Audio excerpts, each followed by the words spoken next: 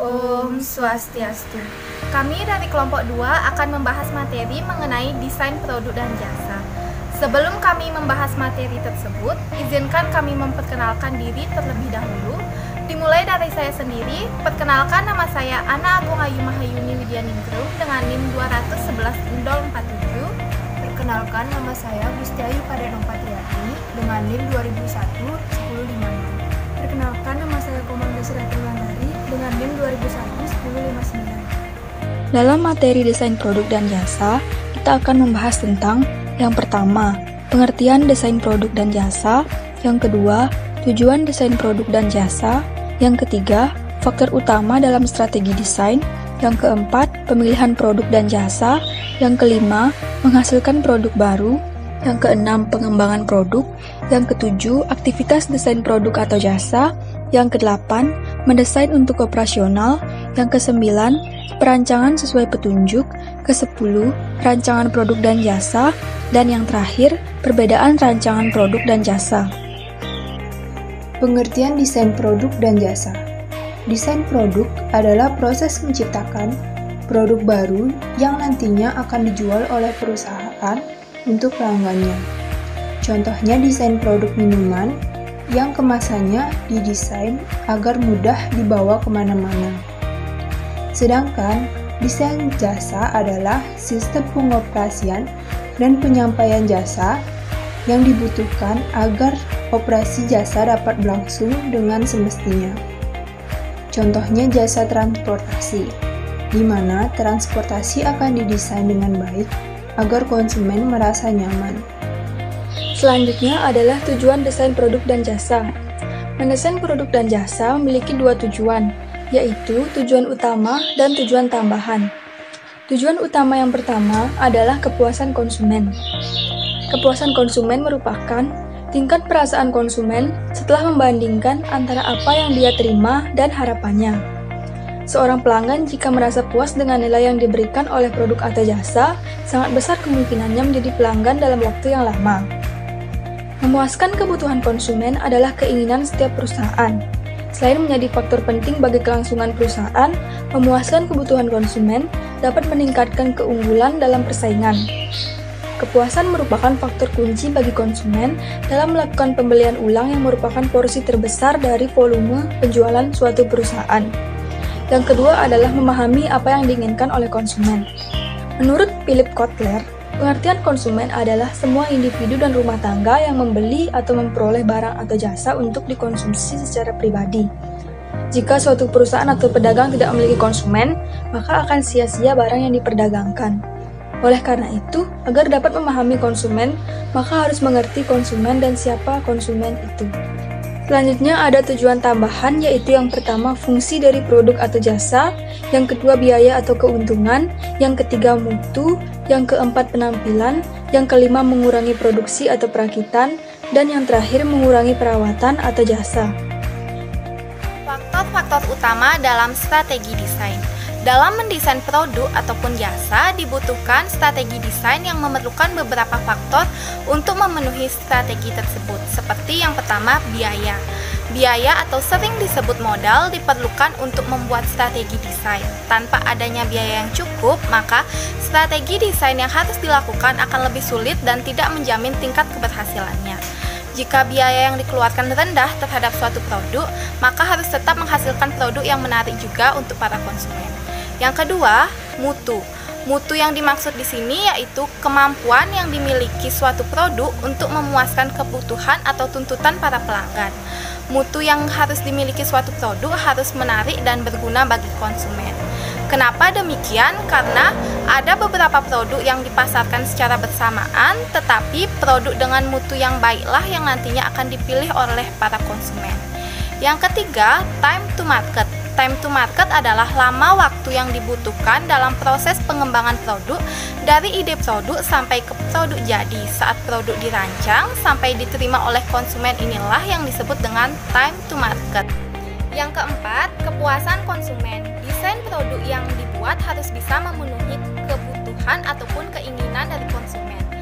Kepuasan konsumen merupakan hal penting bagi produsen karena dengan adanya konsumen, hasil produksinya akan terus ada dan akan tetap digunakan. Yang kelima, keunggulan kompetitif. Keunggulan kompetitif adalah kemampuan perusahaan untuk memformulasikan strategi pencapaian peluang profit melalui maksimisasi penerima dari investasi yang dilakukan.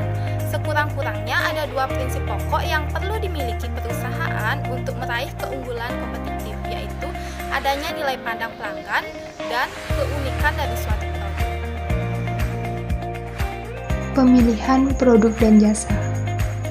Pemilihan produk dan jasa merupakan suatu proses pemilihan produk atau jasa untuk disajikan kepada pelanggan atau klien, di mana pemilihan strategi produk akan menunjang keunggulan bersaing. Strategi produk nantinya akan disusun dengan melakukan seleksi terhadap pelanggan, baik itu pelanggan tingkat lokal ataupun internasional. Ada beberapa strategi produk agar menjadi unggul dalam bersaing. Pertama yaitu diferensiasi, yaitu merupakan sebuah strategi perusahaan agar produknya itu berbeda dengan produk pesaingnya. Contohnya itu Apple, di mana saat Apple mengeluarkan inovasi terbarunya, desain produknya itu sangat berbeda dengan produk-produk pesaing yang ada di pasaran. Yang kedua yaitu cepat tanggap, di mana contohnya itu strategi Toyota dalam meminimalisir waktu desainnya, di mana waktu desainnya itu lebih pendek sehingga membantu perusahaan dalam memperkenalkan mobil ke pasar sebelum selera konsumen itu berubah. Siklus hidup produk. Siklus hidup produk adalah suatu konsep penting yang memberikan pemahaman tentang dinamika kompetitif suatu produk, di mana siklus ini memberikan gambaran tentang proses suatu produk yang dipasarkan kepada masyarakat sampai produk itu hilang dari pemasaran karena kurangnya inovasi atau strategi pemasaran yang dilakukan oleh produsen. Ada 4 fase kehidupan produk. Pertama yaitu perkenalan, kedua pertumbuhan, ketiga kedewasaan, dan keempat kemunduran. Pada tahap perkenalan, produk itu mulai dipasarkan dalam jumlah yang besar walaupun volume penjualannya belum tinggi. Pada fase ini, teknik produksi yang digunakan masih disesuaikan dengan pasar, di mana kondisi ini memungkinkan adanya pengeluaran untuk penelitian, pengembangan produk, modifikasi dan perbaikan proses, serta pengembangan pemasok dan biaya iklan. Contoh dari tahap perkenalan yaitu misalnya PT Sinar Sosro. Pada awal produksi, tehnya masih berupa teh kering yang masih diseduh dulu hingga konsumen masih memerlukan waktu untuk menikmati teh yang masih panas. Melihat hal itu, mereka memutuskan untuk menggunakan botol yang terinspirasi dari iklan-iklan kemasan dalam botol. Pada tahap kedua yaitu tahap pertumbuhan. Pada tahap pertumbuhan, desain produk telah mulai stabil dan diperlukan peramalan kebutuhan kapasitas yang efektif, di mana penjualan dan laba akan meningkat dengan cepat. Hal ini karena permintaan sudah sangat meningkat dan masyarakat sudah mengenal produk. Contoh dari tahap pertumbuhan yaitu di mana teh PT Sinar Sosro sudah mulai dikenal banyak oleh masyarakat. Jadi mereka mulai mengembangkan produknya dengan menambahkan rasa seperti rasa leci atau apel. Yang ketiga yaitu tahap kedewasaan, di mana pada tahap ini pesaing sudah mulai bermunculan. Produksi dalam jumlah besar dan inovatif sangat sesuai pada fase ini. Contoh dari tahap kedewasaan yaitu misalnya muncul pesaing PT Sinar Susro seperti Coca-Cola yang kemasannya hampir sama yaitu dalam botol. Yang terakhir yaitu tahap kemunduran, di mana tahap ini barang baru harus sudah dipasarkan untuk menggantikan barang lama yang sudah kuno. Kita ketahui bahwa hampir semua jenis barang itu dihasilkan selalu mengalami keusangan dan harus diganti dengan barang yang baru. Contoh dari tahap kemunduran yaitu seperti misalnya PT Sinar Susro mengeluarkan produk baru seperti Tabs dan Fruity, di mana produk teh yang dahulu itu sudah mulai menurun permintaannya, maka PT Sinar Susro mulai mengeluarkan produk-produk baru yang sesuai dengan perkembangan zaman. Analisis produk berdasarkan nilai.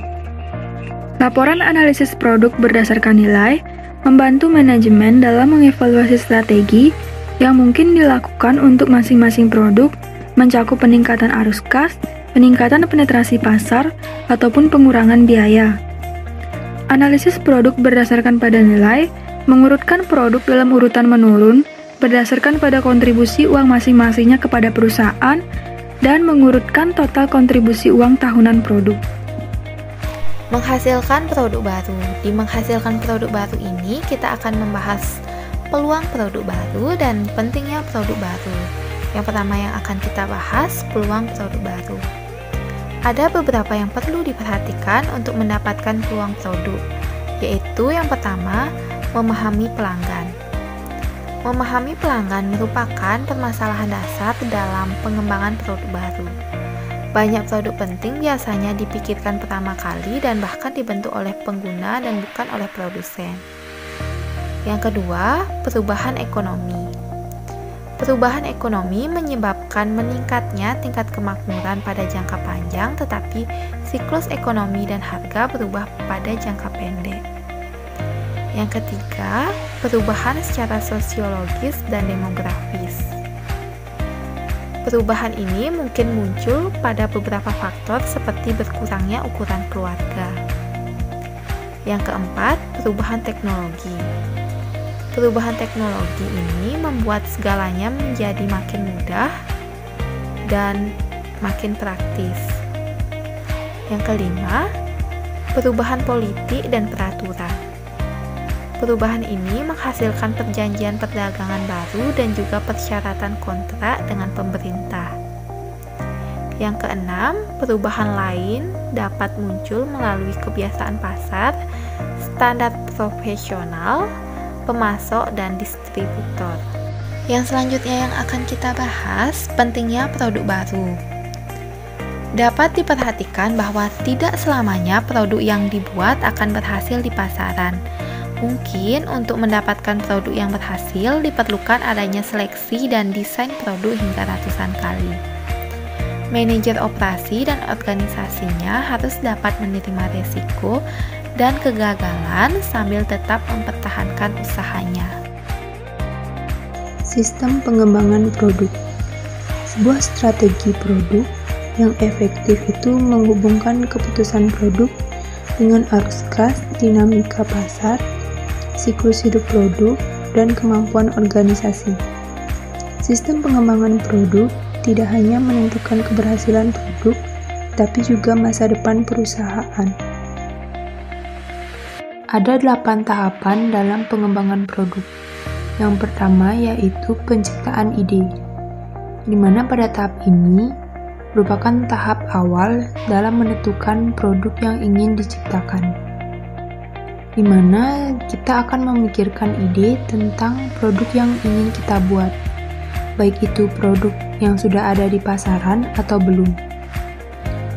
Di mana ide ini juga dapat bersumber dari perubahan lingkungan, teknologi, demografi, ekonomi, dan politik. Contoh ide yang bersumber dari perubahan lingkungan yaitu misalnya seperti perubahan lingkungan akibat corona, Jadi produk yang cocok untuk dikembangkan adalah produk kesehatan seperti masker dan hand sanitizer. Selanjutnya ada pengujian pasar. Dalam tahap pengujian pasar ini, dijelaskan apakah produk-produk sudah memenuhi keinginan pasar atau belum. Lalu ada tahap pengenalan produk.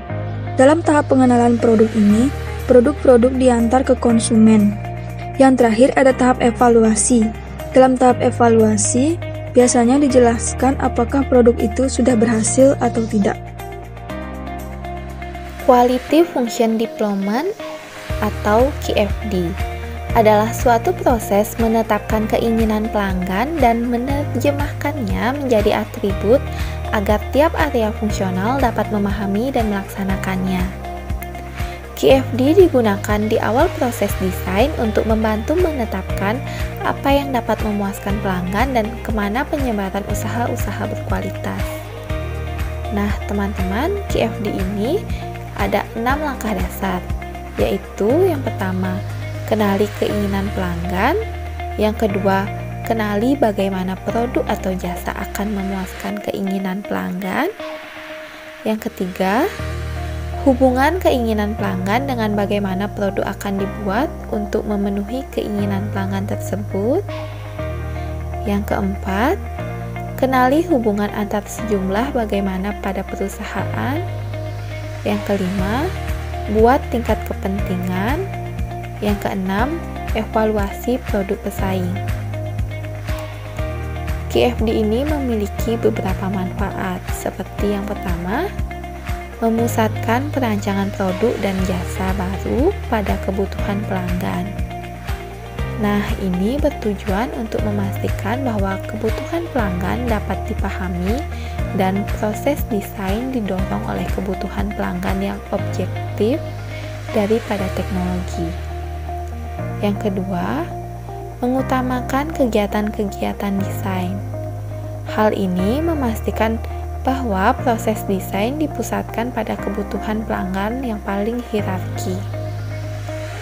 Yang ketiga, menganalisa kinerja produk perusahaan terhadap kinerja pesaing-pesaing perusahaan yang utama untuk memenuhi kebutuhan para pelanggan utama.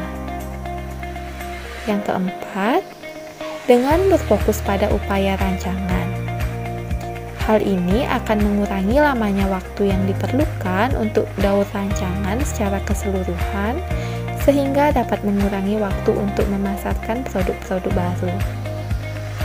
Yang kelima, mengurangi banyaknya perubahan desain setelah dilakukan. Dengan memastikan upaya yang difokuskan pada tahap perencanaan, hal yang paling penting ini mengurangi biaya mengenalkan desain baru. Aktivitas-aktivitas desain produk atau jasa. Ada beberapa kegiatan atau aktivitas dalam desain produk atau jasa sebagai berikut. Yang pertama, menafsirkan keinginan dan kebutuhan konsumen ke dalam syarat-syarat produk dan jasa, sehingga akan menjamin produk atau jasa tersebut akan menarik perhatian konsumen saat dipasarkan. Kedua, memperbaiki kembali produk dan jasa yang telah ada. Desain produk atau jasa tidak hanya mengolah produk dan jasa baru, tetapi juga membuat dan mengatur kembali produk dan jasa yang telah ada. Mengembangkan produk dan layanan-layanan baru. Pengembangan produk dan layanan baru atau jasa baru akan dikembangkan berdasarkan pada desain yang telah dibuat sebelumnya. Merumuskan sasaran mutu. Menargetkan mutu produk dan jasa yang akan dipasarkan agar memiliki kualitas yang diterima oleh konsumen. Sasaran mutu adalah target dari masing-masing bagian yang ingin dicapai dalam waktu tertentu. Merumuskan target biaya. Biaya untuk membuat produk dan jasa sering mempengaruhi harga produk dan jasa yang akan ditawarkan pada konsumen, sehingga harus menargetkan besar biaya yang akan digunakan. Target biaya merupakan salah satu alat yang efektif untuk mengurangi biaya. Metode ini juga membantu manajemen dalam menentukan produk yang sesuai dengan kebutuhan konsumen. Aktivitas-aktivitas desain produk atau jasa. Merumuskan target biaya. Maksudnya adalah biaya untuk membuat produk dan jasa sering mempengaruhi harga dari produk dan jasa yang akan ditawarkan kepada konsumen, sehingga harus menargetkan besar biaya yang akan digunakan. Target biaya merupakan salah satu alat yang efektif untuk mengurangi biaya. Metode ini juga membantu manajemen dalam menentukan produk yang sesuai dengan kebutuhan dari konsumen. Selanjutnya, mencoba dan menguji purwarupa atau prototypes. Bentuk dasar dari sebuah produk merupakan tahapan yang sangat penting dalam rencana pembuatan produk karena menyangkut keunggulan produk yang akan menentukan kemajuan suatu usaha di masa mendatang. Mencoba dan menguji produk awal sebelum dikembangkan dan dibuat dalam skala sebenarnya atau juga sebelum diproduksi secara massal dilakukan dalam bidang desain. Purwarupa dikatakan sangat penting karena purwarupa dibuat untuk diserahkan pada pelanggan agar pelanggan dapat mencoba kinerja dari purwarupa tersebut. Yang selanjutnya, memahami dokumen spesifikasi. Nah, setelah menguji purwarupa akan ada beberapa komplain atau masukan mengenai produk tersebut. Maka, industri mendokumentasikannya untuk proses perbaikan, sehingga menciptakan suatu sistem inovasi produk yang dibangun bersama-sama antara industri dan pelanggan. Mendesain untuk operasional. Perlu dipertimbangkan bagaimana kemampuan perusahaan dalam menghasilkan barang dan jasa. Kegagalan untuk mempertimbangkan kemampuan perusahaan dapat memiliki akibat sebagai berikut. Pertama, penurunan produktivitas. Penurunan produktivitas adalah turunnya suatu nilai produktif suatu perusahaan, baik dari segi energi, tenaga kerja, material, dan sebagainya. Yang kedua yaitu penurunan mutu, di mana penurunan mutu ini yang dimaksud adalah turunnya kualitas produk atau jasa yang ditawarkan sehingga menyebabkan berkurangnya pelanggan. Yang ketiga yaitu peningkatan biaya, di mana biaya yang dikeluarkan makin banyak dan tidak tertata atau teratur secara baik karena kurangnya kemampuan perusahaan dalam mengelola biaya-biaya tersebut. Rancangan sesuai petunjuk pelaksanaan. Rancangan yang dibuat sesuai dengan petunjuk pelaksanaan yang telah disusun yaitu sebagai berikut. Yang pertama, menghasilkan rancangan atau desain yang sejalan dengan sasaran-sasaran organisasi. Yang kedua, memberikan nilai yang diharapkan konsumen. Yang ketiga, menjadikan kesehatan dan keamanan sebagai perhatian utama. Selain itu juga perlu mempertimbangkan potensi kerusakan terhadap lingkungan. Rancangan produk dan jasa. Yang pertama, rancangan produk. Rancangan produk adalah proses menciptakan ide produk dan menindaklanjuti sampai produk diperkenalkan ke pasar. Selain itu, perusahaan harus memiliki strategi cadangan apabila produknya gagal dalam pemasaran, termasuk diantaranya ekstensi produk atau perbaikan, distribusi, perubahan harga, dan promosi.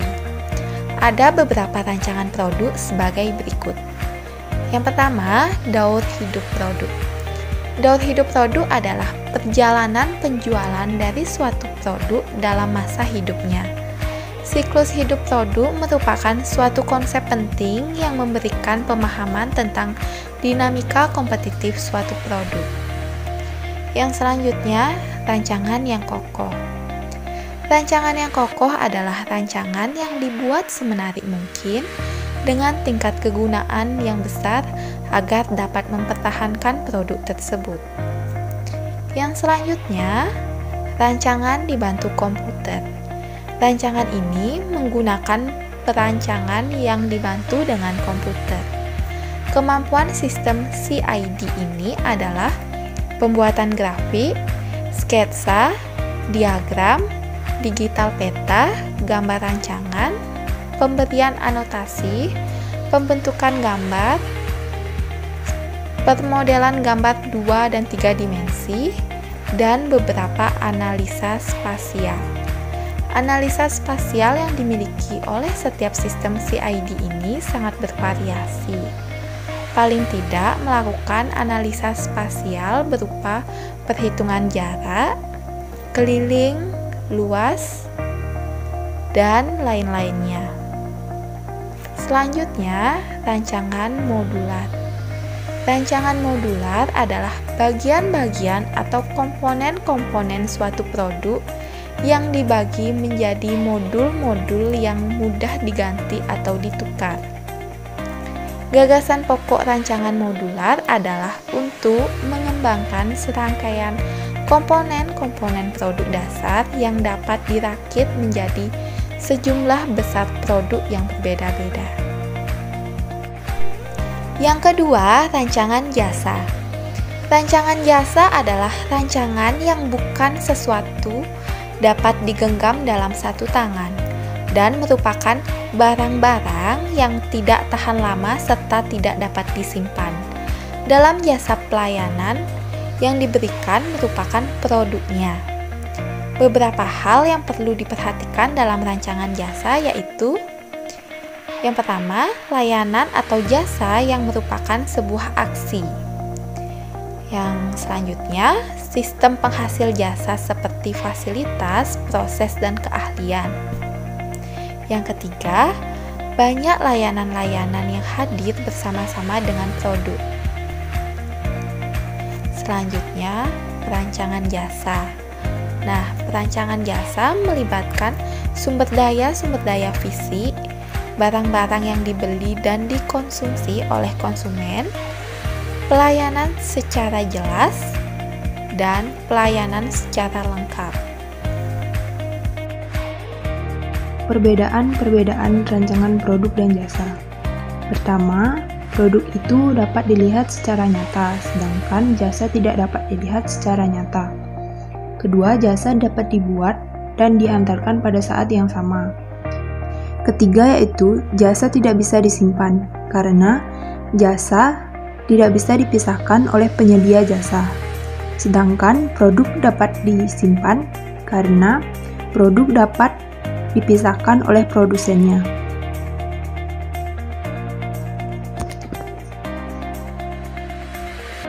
Yang keempat, jasa sangat mudah terlihat oleh konsumen, karena jasa ditawarkan oleh perusahaan yang sangat bervariasi dan dapat dengan mudah disesuaikan dengan kebutuhan.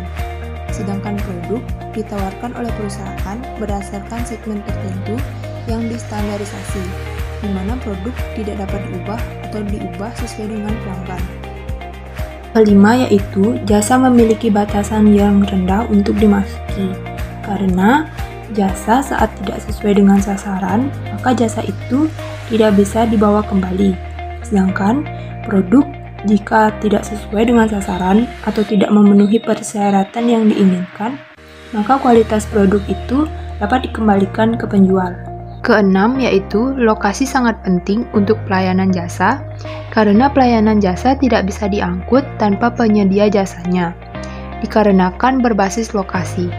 Sedangkan produk dapat dengan mudah diangkut dari satu tempat ke tempat lain dari berbagai jenis distribusi. Ketujuh yaitu jangkauan sistem jasa atau layanan sistem. Kedelapan yaitu keberagaman permintaan.